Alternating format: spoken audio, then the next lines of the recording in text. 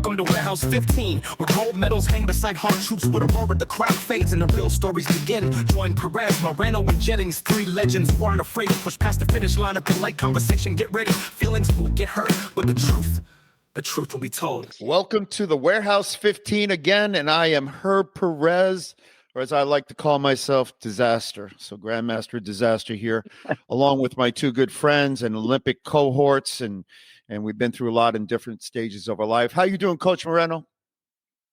I'm good today. I'm happy today. I'm actually heading out tomorrow on a quick little trip out to Seattle to see a play that one of my children is starring in. So I'm excited about that. That's pretty cool.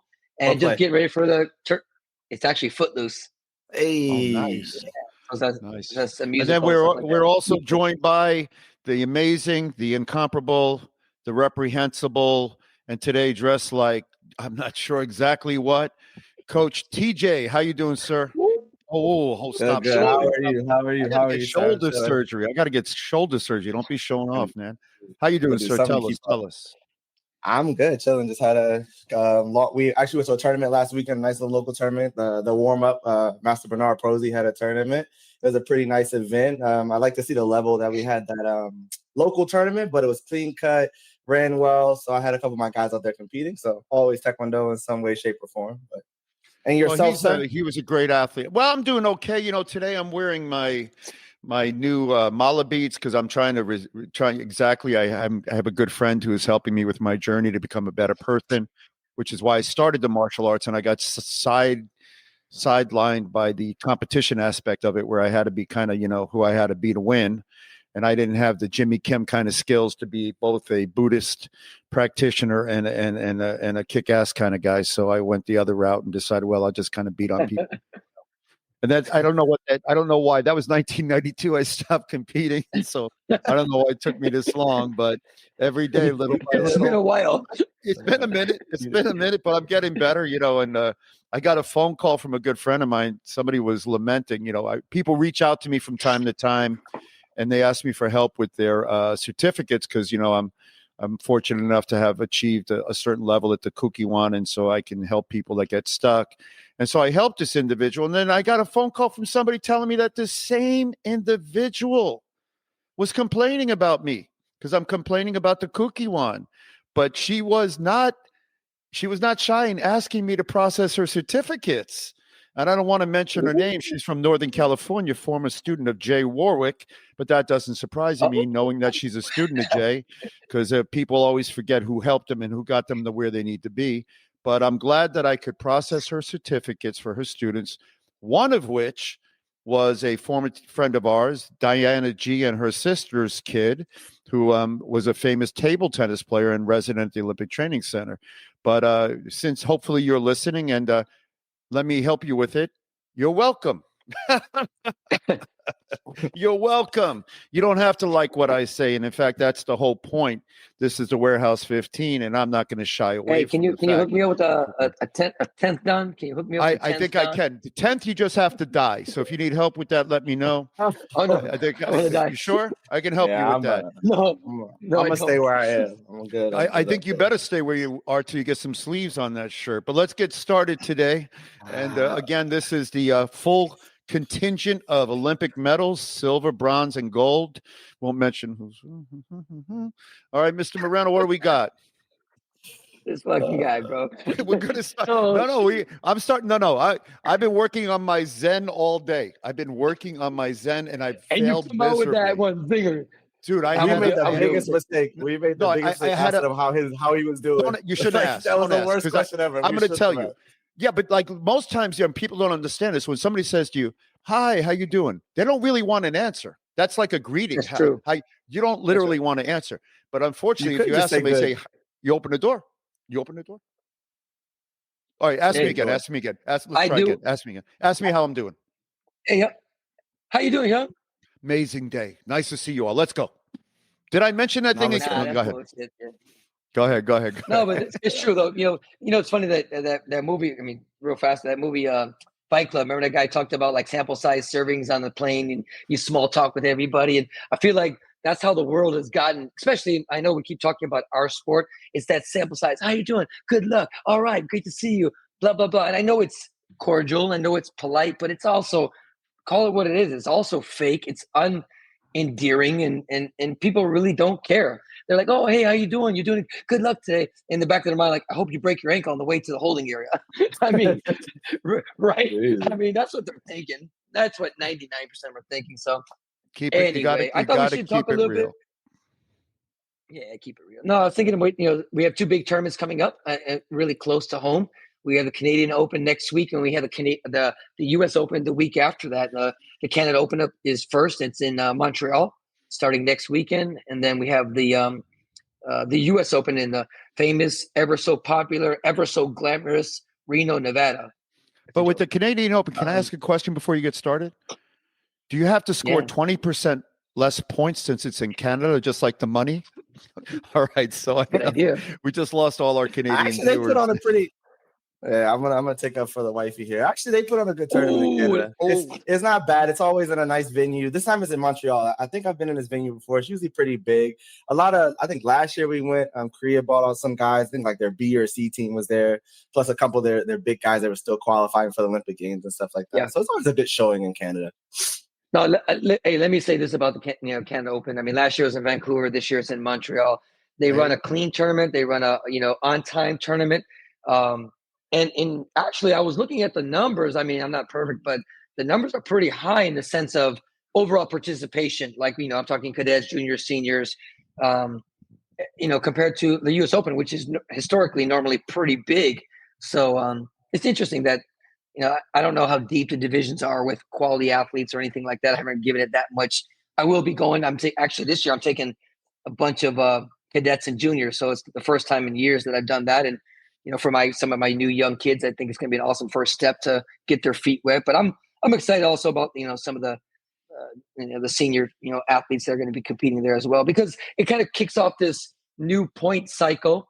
I mean, I know it started, last year in June, but for the most part, this is the first year, 2025, of this, of this new generation of 2 years with the point cycles. And, having these two tournaments right here in North America, I think is interesting. It's huge. And it's interesting because not a lot of the big American players are going to both, which I was a little bit surprised. I mean, historically, the U.S. national team, the group at their academy, they haven't been to Canada. I'm not sure why, when they could kind of get 2 for 1. Build up some points pretty quickly. And these points this year around are the people at the end of 2025 that have the top 32 points are the ones that qualify for the following Grand Prix, correct? Correct. Okay. Yeah. So, and then there's still 40 per year, just all that stuff. I know you're usually pretty in detailed about all that stuff. It's 40 per year.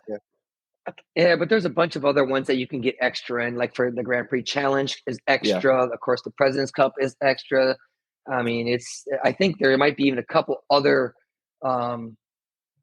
events that are 2 events that could be extra. It's a little difficult. With this new cycle, I think you're gonna find some different strategies. Actually, I mean, I just had a strategy planning Zoom call yesterday with our group, and quite honestly, we're picking out bigger, more difficult events and training camps. Just kind of trying to make sure we have good work in versus quantity of little points and stuff like that. So I'm not saying it's going to be perfect, but that's what we feel like our guys need. They need like high level events, obviously like the Grand Prix challenges, and go to very difficult training camps, enough time away from competitions where they can actually train hard instead of saying, oh, you know what, I got a competition, I got to hold back. Or right after, I just finished a competition, let me just kind of let my guard down. Like, we want to make sure that they're working pretty pretty focused. Doesn't that schedule? So, I don't know if it's the right. Doesn't that schedule right model? But that's what we're going with. It's a pretty arduous schedule. It's a pretty complex schedule, and 2 things. One, does it fly in the face of athletic performance? Because to peak and to be the best you can, you need a certain amount of run-up time, build-up time. Otherwise, you get mediocre performances over the period of the year. And the second question becomes, I know in the past I've seen this, you've had less than the most qualified athlete qualify because they were smart about the strategic component of gathering points and at which event they could go to where they have a better chance of getting points, even if it wasn't as prestigious of an event, and at which event they could go where the top players were. So, and then that is going to lead us into a question I hope we get to today, which is, what's the purpose of the Olympic Games, and what should the purpose of the lead up to that event be? What, to yield the best athlete, or to yield the best, smartest strategic coach who's going to get his athletes there by gaming the point system, right? So.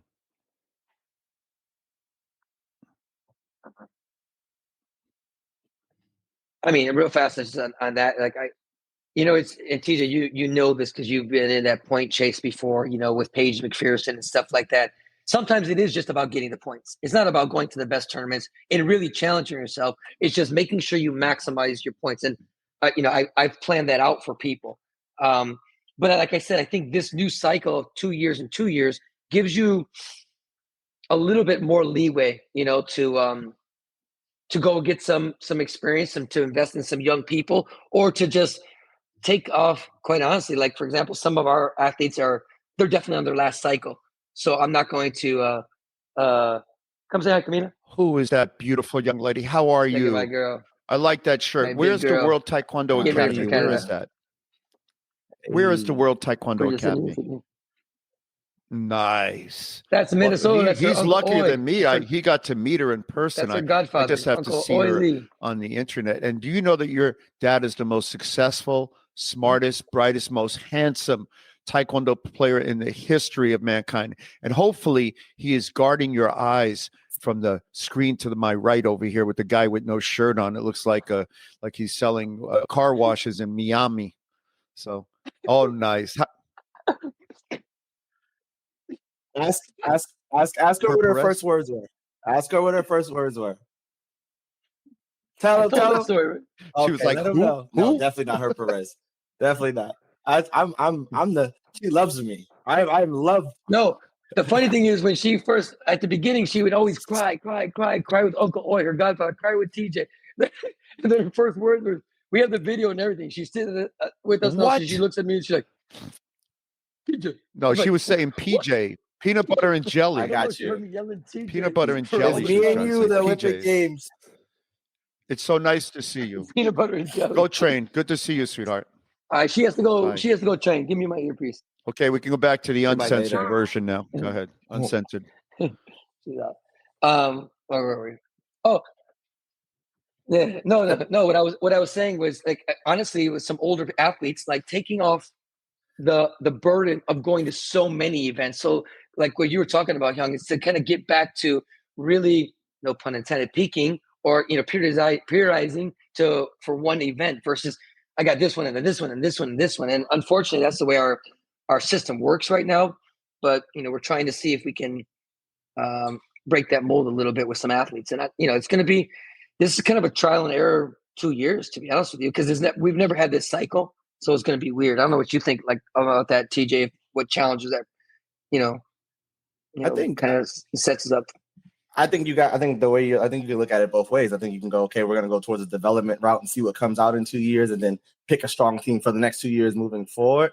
But like you said, I think the issue will always be having to go to certain events as opposed to being able to pick the events. Offsetting with training camps makes perfect sense. But I think, again, that the mindset used to be going to tournaments where you knew the big names were going to be. And I think that's something we all can. That was always my struggle as far as being on the U.S. national team back then, was I feel like we didn't get enough shots at like these big guys early. So we'd show up at the Grand Prix and fight them, as opposed to, I think, the European circuit and these guys see each other a little bit more often. So I think that's almost the right approach. Let's go get in front of the big guys in the division. So come the Olympic Games, come those moments where we have to qualify, have to win a match, we don't feel so uncomfortable. We don't feel so thrown off by those moments. So it's definitely a different. Go ahead.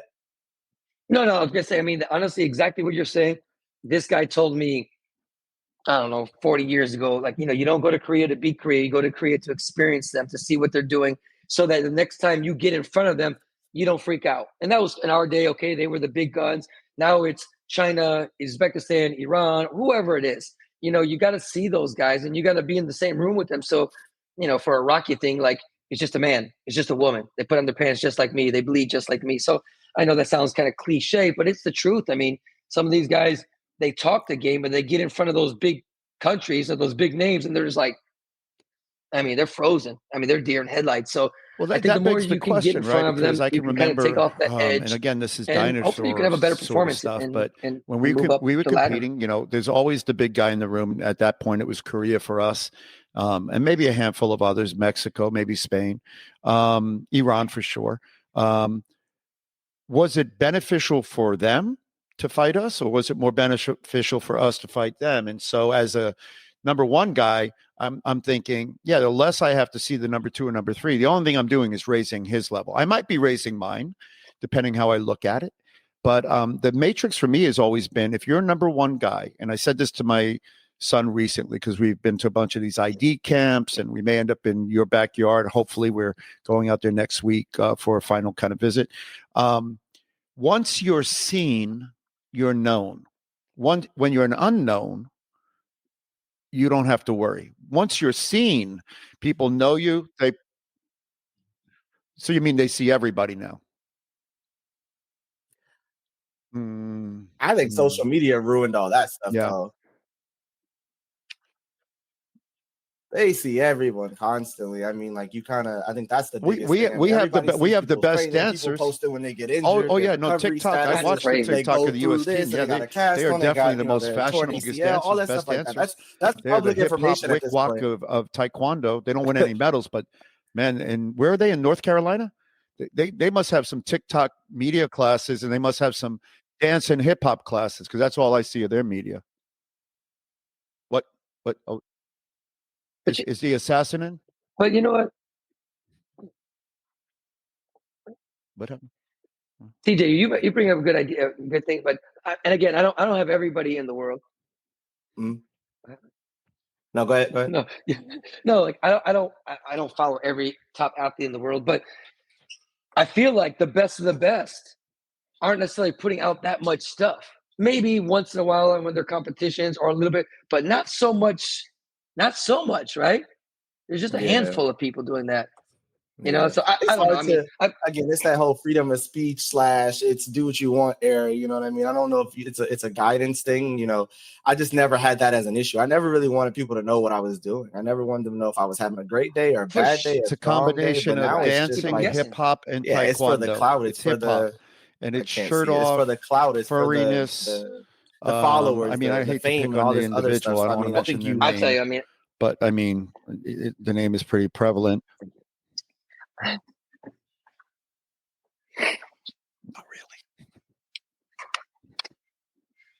really. I just think that, I mean, I'll tell you one thing. I mean, I know we're getting off track here, but like, I don't look. You want to put your trainings, you want to put your wins, but when you start putting your injuries up and your, man, I guess maybe it's a younger generations, people expressing how when they're in bad moods or bad states, when things are like, I don't know. I just feel like you're, I don't know, maybe they feel like they're letting the world see them as real people, but at the same time, I think in this kind of sport, you're also showing your vulnerabilities. I don't know. It's not my style. I don't know if that's good or bad. Superhero. I wanted you to think I was invincible. I didn't want you to see when I was up or down, left or right. You had to figure it out once you got in the ring. You know, I know that's, again, we talk about dinosaur stuff in different situations, but I think that's a mentality thing. That's a coachable thing too. I mean, I would assume that if I got too far outside the box, someone would be like, "Hey, let's not post that. Hey, let's not say that. Hey, let's not do that." Of course not. And depending on the situation, that before the events, but I think social media has gone crazy, and especially in the self-promotion and wanting to be, bigger than our sport. And I get that, and I can understand all that. And a lot of other, sports get the following and get the media.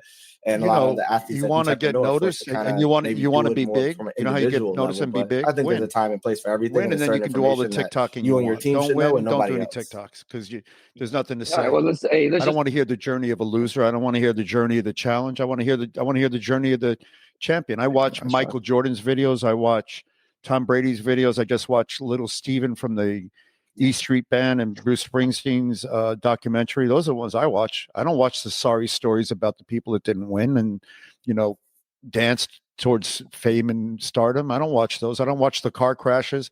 I don't watch the 600-pound stories on TMC, and I don't watch The Biggest Loser. My wife used to watch. I'm like, I have no interest in why you're fat, to be honest. So I'll get canceled for that, but I'll be okay. All right. Anyway, moving on. You can tell what kind of mood I'm in today.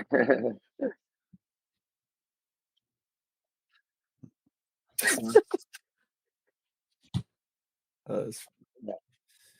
So no, it's good. I like it. TJ, so what do you think? I mean, anybody specifically? I mean, I don't know if you know who's going like to the Canada or U.S. Open that you want to watch. I think Spain is going to Canada. They got a good, decent group, and I think Uzbekistan is coming with some decent players to U.S. Open.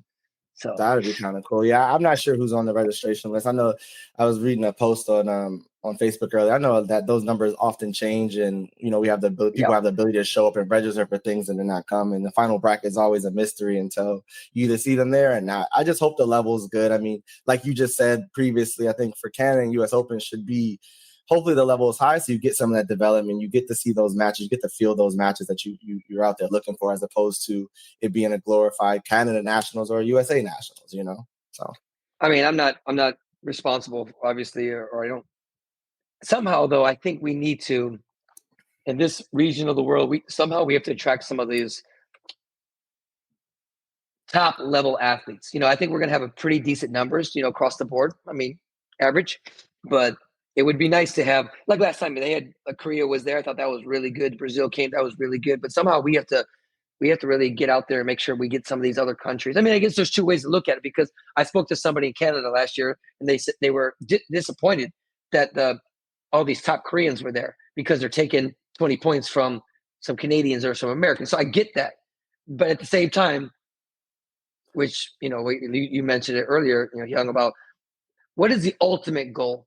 And the ultimate goal should be to get to the Olympics. The ultimate goal of the Olympics is to win the Olympics. The ultimate goal is not win a silver, a bronze, silver. It's the goal. That's literally the ultimate goal. Now, I know that varies by country to country, athlete to athlete.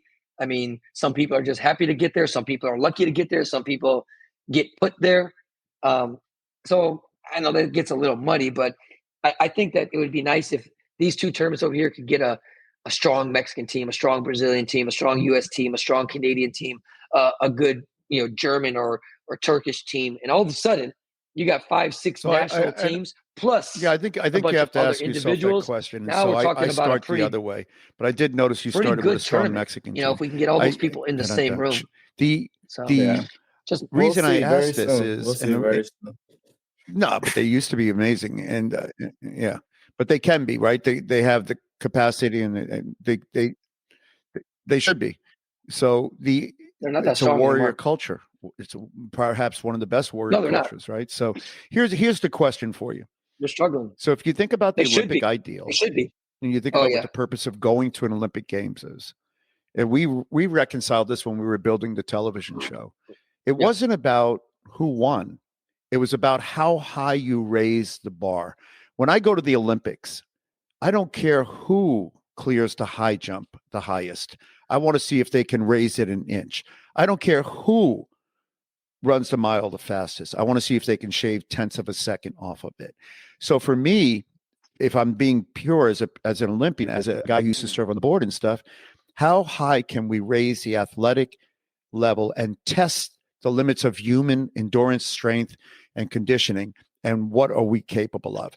Now, if that's a Kazakhstan person, a Mexican, a Puerto Rican, an American, whatever nationality you throw in there, I almost don't care. I have some pride in my nationality and my country, but at the end of the day, I want to see the best athletic performance. So I think that the Olympic Committee, if you were to ask them, they're like, we want to raise the level of the games so that the individual performance is the best it's ever been. I don't think you want to go to an Olympic Games where they don't set Olympic records or world records. I think you want to see that number continue to be better. So then when a country goes, they're under a lot of pressure economically, because most countries have a ministry of sport that's funded by the government, not ours. We're sponsored by sponsors. So we have a different pressure. We have to make sponsors happy. Sponsors like gold medals, because gold medals make money. And as a country, the mission in the United States is inspire Americans through our performance on the gold medal platform. That's it. That's what the mission statement is of the Olympic movement now. It used to be, sport for all. No, we want to inspire Americans through our performance, and that means gold medals. Now, if you can deliver, we give you money. If you can't deliver, we don't give you money. Why USA Taekwondo gets money? Still a mystery to me. Now, As a coach, though, your job, our job as coaches, as purveyors of the torch, is performance. We want our athletes to have the best performance, and that should manifest itself in a medal. But we have to be performance first, results second. We can't be focused on results, because then we do things like, okay, let's figure out which tournament should I go to get my guy to be able to go to the Olympics. So we had a situation a few years back with a particular athlete made it to the Olympic Games. Surprise to me, they point gamed it and got to the Olympic Games. Went to the Olympics, didn't win. No surprise. And then we have a training center in the middle of nowhere. Athletes training. Went to the Olympic Games. Something was wrong. They didn't win any medals. In a country with the resources of our size, the country of our size, the amount of athletes of our size, the quality of athletes we have, no medals. How's that possible? So we balance these different needs. And then it goes back to the fundamental question. We can just be happy to participate. There are countries that have never won a medal. And if that's where we're at, great. Let's just do that. And it is what it is. But I think it's more than that. I think it's performance for coaches. I think for athletes, it's medals, because that's a sign of the work you put in. And then for the movement, it's just the best performance. And then it begs the question, is Taekwondo in its current form representative of an Olympic sport that continues to evolve and get better? And you know how I feel about that. I think that's not the case. And I think it is the case with basketball.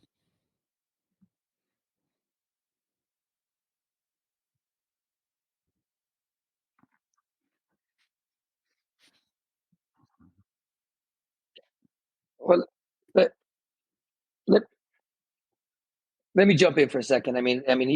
Going back to what you said, kind of pushing the bar and making it beautiful, making the sport Where's your beautiful. hat? I think obviously that would be great in utopia, but like you said at the beginning, winning is Where's the hat? the ultimate trump card. No pun, no pun intended, right? It's when you win, you can talk. When you win, you can answer questions. You know what I'm saying? Like when you win, you people. Yeah, I got a hat. When you win, you could say a lot of things. So I think that ultimately, I think you got to win. If you could do it in a aesthetically pleasing style, that I think that would be even better. But the truth of the matter is, people get to the Olympic Games for all different reasons. The WT does not want what you said, aesthetically pleasing. And I'll tell you why. They wouldn't have wild cards, right? You wouldn't have countries that, have never, won a medal at the World Championships, yet somehow get a wild card into the Olympic Games. And, they're, and I love them. I love them for trying, but they look like fish out of water. They have no idea of what they're doing in the ring, and they get demolished by the number one person in 30 seconds. It's almost comical, embarrassing. So the WT, they should never have that. It should only be the top of the top. That's what the Olympics represents. It's the best of the best. And you could say the same thing for coaches. There's been, many times where people in this country have lobbied in politics and did this and did that, and all of a sudden they show up, they get on a coaching staff, and the next year you never see them again. Like, what purpose did that serve the betterment of the country, the development of the country, the betterment of that athlete? And you could say for whatever reason they left. They left to change professions. They left because they were tired. They were left because they're burnt out. But most of them still have martial arts schools. And you don't see none of those guys. That's more for the coaches, though. That's more for the coaches' ego, though. I remember when, I know you mentioned Paige a little while ago and having to do point chasing and stuff like that with her.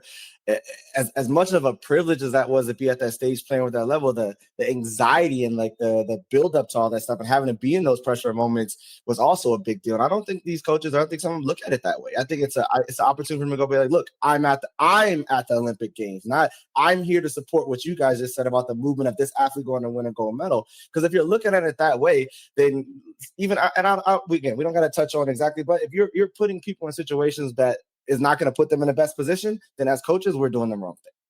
When I was past, when you talked to me about coaching Paige and we were able to work all that stuff out, that was a big deal for me because you trusted what I knew, how much I knew her, what I was able to give to her in those moments to go help her try to be successful. And like, I don't think that's the goal anymore. I think it's the I'm at the Olympic Games. I have a shirt. I got a jacket. I got on the plane. You know, it's not necessarily doesn't feel like it's 100% about the athletes in those situations. And that's why we pick and choose our coaching staff. We pick and choose our coaching staff around who we wanted to be on the staff, not necessarily who's supposed to be there, who should be there. It's who could benefit the team the most. It's just based off of who they wanted a moment to go and be there. Well, I just saw this organization just put out a coaching application. And I don't know if that's for, I didn't really dive into it. I did look at like the criteria, but I don't know what that's for. Is it for the world championship? Is it for the junior team, the cadet team? There was a lot of stuff on there. It was all of the above. It was para, junior, cadet, history, national team, regional coach. History a bunch repeats of stuff itself, and it was a basic unfortunately in our application. sport. We went and put through. So it'll be interesting. It'll be interesting to see if are we doing the right thing for the athletes and the team. Are you kidding me? Or if I were going to apply, what I would apply for, and I would do the job for about 2 years. That'd be interesting. And then I'll keep you updated. 2 things or 3 things when I did the job. And then I get ceremoniously fired or run out of town on the rails, right? Apply. Because I would go in and fix stuff. Coach. If I were going to Grandmaster Disaster, did you apply? Under the sole fact, I did put an application. Fire pretty much everybody, and it would make my day to fire and replace the current CEO, and then I would come in and fix the sport, and we'd have medals at the next Olympic Games. And at the end of the Olympic Games, they would put up a noose and hang me. Because along the way, I would get rid of all the 3rd, 4th, 5th tier people that shouldn't be in the room. The politicking of choosing coaching would go away. I'd pick meritocracy coaches, coaches that have proven records and can deliver athletes and deliver results. And I treat it like a professional team. I'd fund them. The next thing I do is move the training center out of Kansas or Kentucky or Alabama or whatever backwater country it's in. And I'd move it back where it should be in a central hub. And I'd get it funded by a city. Wherever it is. Oh, you do you? I'm sorry. God bless you. So hence the shirt and the tattoo. But I would move it out of there and get it to a place where people could actually, where people could get to it easily. Get to it easily. It would be a central hub where planes could come and leave freely, and like Chicago, New York, and LA, whatever it is. And then places where they actually have planes that land, and not have to take puddle hoppers. It's okay. And then I'd get the athletes to be held to a standard. They'd have to sign a code of conduct. It was 65 degrees today. I had to pull them out to let them know. 80 here, boy. Now, that's the way it used to be. And when it was like that, you got results. So right now, go ahead.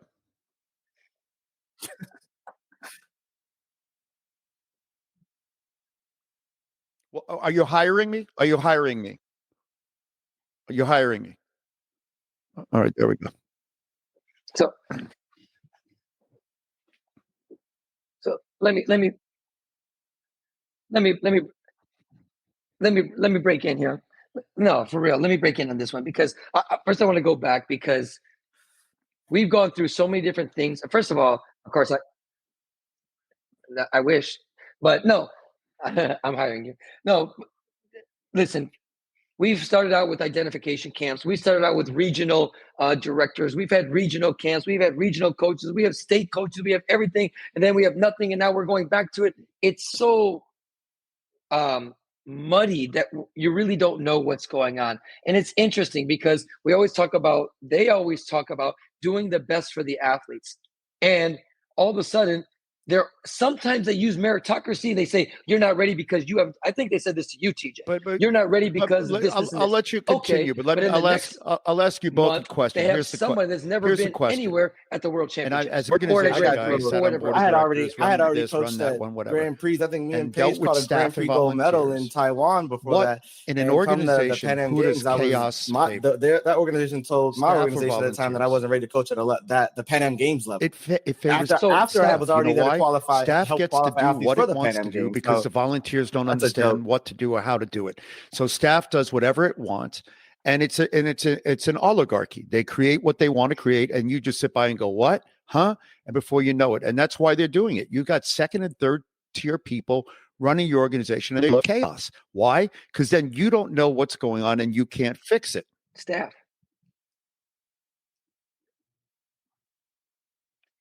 Yeah.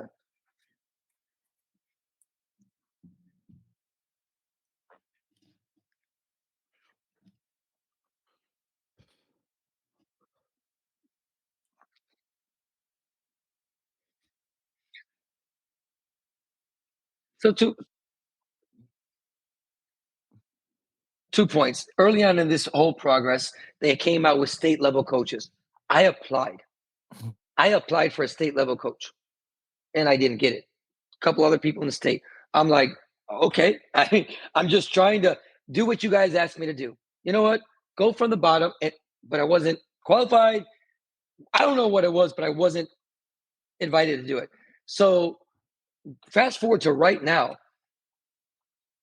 speaking to somebody, I was told that there will probably have about 3 coaches, and maybe it's not for sure yet, but just the fact that was said, maybe a developmental coach to the World Championships. I'm like, I'm all for building coaches. I'm all for experience, but not at the World Championship level, not at a Grand Prix level. There's cadet, there's junior, there's camps. You don't take a spot away from the 16 national team athletes to place even a developmental level. You bring a top level athlete, and if that or top level coach, and if that coach has to hold targets and sit in the stands and scout or go whatever they got to do, but you still surround that team with the best 3, 4, 5, whatever coaches. I mean, I think at the World Championship you could have a head coach and 2 trainers that can actually coach. So you could literally have 6 coaches per side, 3 and 3. They could do that, and if that serves through meritocracy, not really. like you said, you got electricians, right? Do it. You know, and I've seen them do it electricians at have a cadet master level. electricians. Coach Damian Then Villa they had a have bunch of kids on a apprentices. team, or You know what they cadet don't give the and they brought him there. apprentices? Smart. Screwdrivers. They should. He's got Right? kids on the team. They're building your house. Let him The master work with electrician. them They and let some the other guy people. run the And then conduit. same They let thing, the build guy the do staff. this. They don't let the guy put the circuit breakers in. I don't He's know. not ready I yet. mean, I know we're kind He's of got to getting be off trained track here and and stuff like that, participate. but with You this don't coaching put thing that you the World mentioned, Championships TJ, is not where you build an apprentice coach. What you do an apprentice coach at the World Championships, you bring him to the training sessions. He holds targets. He carries bags. He gets lunch. He goes to massages. He does whatever he has to do to support the athlete, and watch how a master does his craft. That's how you become a master of anything. And that comes from the Middle Ages. Yeah.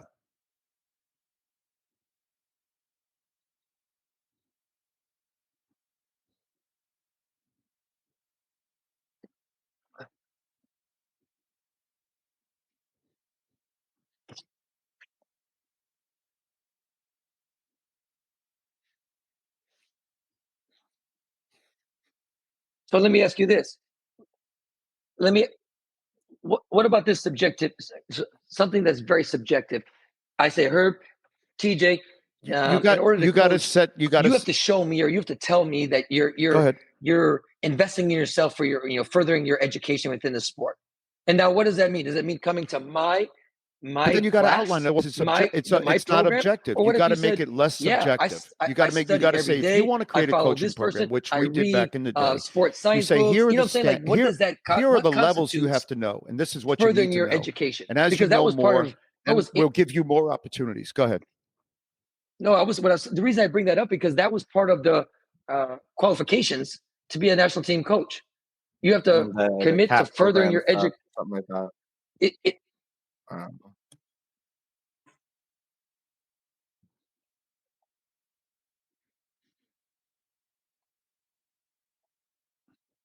hold on, I'm real fast. DJ, did you say what did you? They have It's what you that have to do. Yeah, it's what is it called? The CAP program, coaching something, acceleration program, something like that. So they said they'll weigh that into the options of whether they select you. Now, if you've been to one of those things, I don't know. Like I was telling you, I've been to a Paul Green super camp though, where we sat in a room for 2 days. It's about $500 a pop when I was with WCAP, and we went over coaching and all that stuff like that. And I think that was supposed to qualify us for our level 3 in the United States. My badge still says level 2. I'm still waiting for this upgrade to level 3.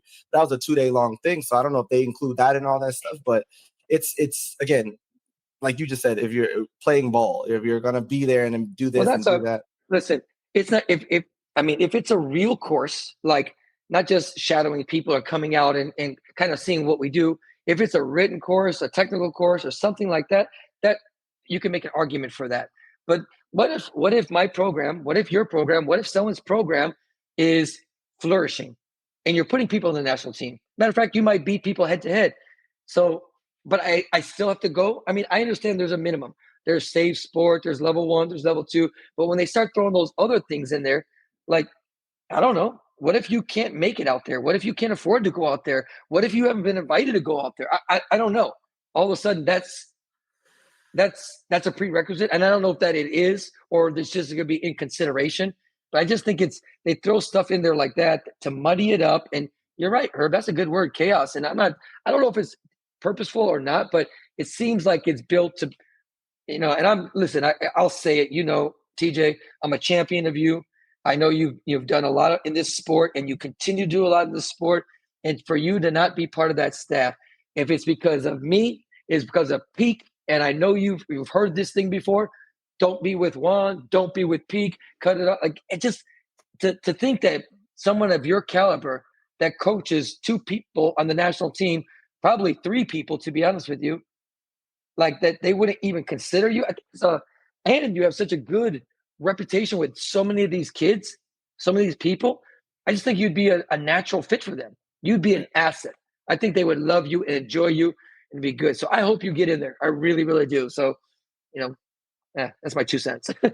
I appreciate you. Yeah, it's again, like you just said it right there. It's I've been told that too many times. We've talked about that personally, about those things, because of this, who I stand next to, who I'm friends with, who supported me through my whole Olympic journey. That's what people don't. You got to stop and remember. Like, there's something bigger than this Taekwondo shit. Like, family is family, and people that have been there in the tough times and all the way through when I didn't know what direction to go as far as the sport. I didn't know how to talk in front of people. I didn't know what to expect at the Olympic Games. You were there to help me through all that stuff as a coach, legacy, as me as an athlete, you as a mentor, and all that stuff's way more important to me than any of this other stuff that go back and forth. So call me again. If that's the case, like I told someone before, I'm gonna denounce. I am no part of longer Peak. A great program trains to the floors, because that's the people that will come by me from day one and got when me you to don't do game that, gave me then you're bound for failure. If you look at, I'm looking at these college I guess I'll stay where I am. for another You know what I sport. mean? It is what it is. And what I always see is there's an assistant training under the master. That guy's been there for 16 years or so. And one of these guys is coaching my son, and I see he's going to ascend to the head coach position, hopefully. They always open the door, right? You want to get the best person. So in what Coach Moreno said, you might leave the door open for a guy who became in. He's a performer. All of a sudden, he's performing. He's created something new. He's created a dynamic, and you say, we got to recognize this guy, and you pull him into the mix. So you have to create succession and legacy planning where you get great coaches in the room. And if you do random coaching, then you get random results. And this is what's happening with, certainly happening with Taekwondo in this country in that sense, except for the private programs, because by nature, those coaches are there forever. They own the program. But in the national program, it's chaos. And there's a reason why it's chaos, because when you throw crumbs to the masses, you keep the masses happy. So every little swish-swash of a coach that would have never even seen the light of day based on performance is hoping the crumb will drop. Will they drop a crumb my way? Will I get to be an assistant and go to the World Championships, and I can put on my Dojang World? I am an assistant coach. Well, welcome to the Kukiwan dream, right? The Kukiwan, one day this will all be yours. What day? When does that come? Well, guess what? In Taekwondo, they're playing the same game. Why? Because they were trained by the same people. The guy running it, our good friend of ours, he's the master of that political disaster. He was trained by one of the best in the business to be a charlatan. And so, oh, wait, you'll get your chance. Don't worry. We got a crumb for you. By the way, it'll be one crumb. You'll get it. And then bye. So the legacy of coaching here doesn't exist, nor does the succession planning. Now, how do you ignore? I laugh when they don't make you a state coach. They could have said, you're not a state coach because you're too big for that. You shouldn't be that. Or they could say, dude, we got this amazing talent here in Florida that could be helping us build a tremendous amount of athletes. We got a tremendous amount of athletes. Let's get this guy in the building, right? In my situation with the Kukiwan, I chuckle, right? 9th degree black belt, Olympic gold medalist, Pan Am gold medalist, World Cup gold medalist, all this stuff. Kukiwan, they choose Kim Lee Park across the board in the United States. By the way, not a Kim Lee Park that you know. Talk about nepotism, racism, ethnocentricity. Welcome to the Kukiwan. I didn't say anything. I go, okay. It's hard. Okay, no problem. You guys aren't ready to be better, and that's okay too. And in your situation, I'm sure that's what you guys said. Well, but isn't it sad for the athletes? Isn't it sad for the coaches development. I would love to be trained by a Moreno or a TJ if I were a coach coming up and learn. First thing I do when I meet a great coach, I talk to him. I went to this program back east and I looked at the coach and he said something. So I went up to him afterwards. I said, that was amazing what you said. He was talking about the 4 pillars of the sport. And he was talking, but he said this thing about mental training that was amazing. So I talked to him. I was like, man, that is, can you tell me a little bit more how you came to this idea and what do you look for in an athlete and what you find are the commonalities? Now you got to be willing to grow and learn. Now, if you're not willing to grow and learn, then you'd be willing to die on the vine. And so what we, and listen, let's be clear. Like I always say, performance, results. Okay. Did they perform? No. Did they have results? No. Have they had results in performance? No. So systematic performance and results like Korea, like Iran, like Kazakhstan, like China, like whatever you want to say. There are countries that historically perform and they base it upon historical performance and a development of coaches and athletes and a pipeline. Yeah. There is no pipeline in the United States. There is no coaching pipeline. There's no athletic pipeline. And if anything, it's become more silo mentality and more secluded and exclusionary rather than inclusive. The inclusiveness has been of second, third, and fourth tiers.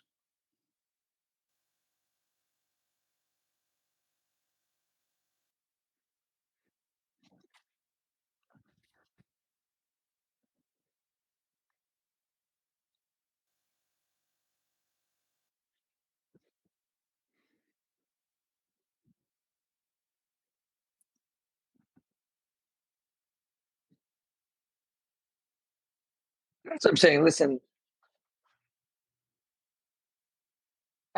again, I know sometimes we get going in circles, but the truth of the matter is, I mean, this country is a great country. Again, I work for another country. You guys know that. I work for Brazil, but this country is a great country with great athletes and some great coaches. And it is just a shame that we're struggling like we're struggling. And it's what's interesting is on a cadet and junior level, we do pretty decent, especially on the region, on the North America and the Pet 2 level, we do great. And I got to watch some of these kids, a couple of weeks ago, and I think some of these guys are going to do pretty good at the cadet level. How can we keep them to? Well, I think this is we keep talking about this topic, right? And so I leadership think, is it one of the things we should do, is it motivation? Right? Is it at hope? our next podcast, I don't know what I think we should tackle one of these things, and I'll leave it to you guys coaching thing to think about what kind of just reading between the lines. I'm not a guy to throw. It doesn't seem I'm like not a guy, although it may sound like it, that throws coaches to be able to keep their athletes in the pipeline long enough. So if I'm going to tell you and point out a problem to you, I'm also going to have a potential solution. Like I said, I always hope I'm wrong, but because I think it's disingenuous of people is not on that our all side they do is complain. They're rock throwers, not building builders. So I want to build a building. So I tasked the two of you and myself. I want you to think about the problem, whether it's relative to coaching, athlete development, facilities, whatever it is, planning for competitive success in the next coming quad coming into LA. Let's address that as a problem. You guys draft the problem.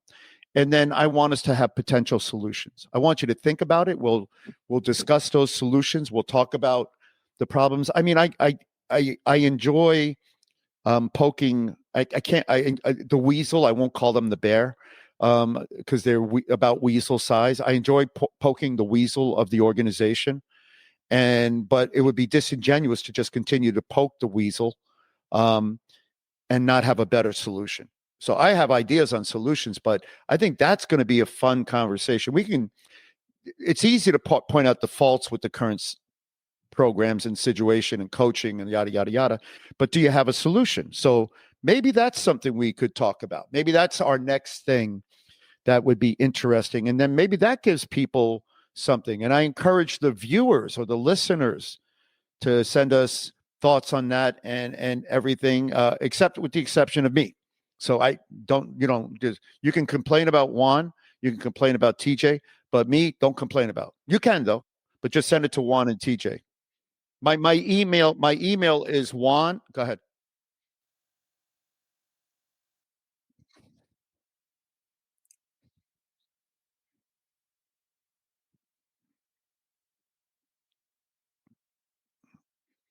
Let's do that. Yeah. No, it wouldn't be hard. No. Yeah. Who do you want to bring? Give me somebody. Hey, Okay. somehow, some All way, right, we'll see. Let's do that. Well, somehow, some way, I want to do I think that would be there's a couple great. of interesting people. TJ, I think anything we can else? do some as guests, and we'd have to kind of have a couple lines of questions and let them talk. Obviously, it's and engage in a conversation with them, but it would be kind of hard having four Yeah. people because there could be some interesting people that we could. All right, something. I'll hold it because I have a couple like surprise people. Surprise people. I have a couple international people too, so it'd be fun. But Yeah. anyway, No, I like. I don't think it's either. I don't think it's either it's you always two. good I to think offer our you guys are opinions, but, judicious. I and think I know it's you said me. it in terms of I'm always throwing complaining and bricks stuff. and But not being able to before build a we go on house. to Juan, I want to say one last thing. Maybe I do In the come off like meanwhile, that. while And we've been maybe on I'm the throwing phone bricks, but and like you for the said from last the 50 beginning, minutes or like so, I nothing I've created said a here, nothing you guys said GoFundMe is false. T-shirt Like we're just talking. It's purely fact. Like fundraiser. that's the because I'm problem. going to try to when buy certain people TJ a shirt spit with facts, sleeves. So it's always there's a you're hating or GoFundMe you on just don't like them GoFundMe, or like and it's going to be to you're get him trying a to be T-shirt distant. And like the and some reality is tattoo no. It's just that removals. I've given my So, life to this sport. actually, I've we're been going in to this need to sport make long that a enough. little larger target. no. All right, Coach.